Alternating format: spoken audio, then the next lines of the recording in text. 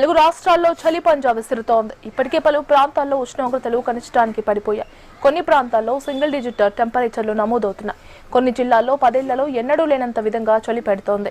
రాత్రిపూట 4.5 నుంచి 11.2 డిగ్రీల సెల్సియస్ మధ్య కనిష్ట ఉష్ణోగ్రతలు నమోదవుతున్నాయి.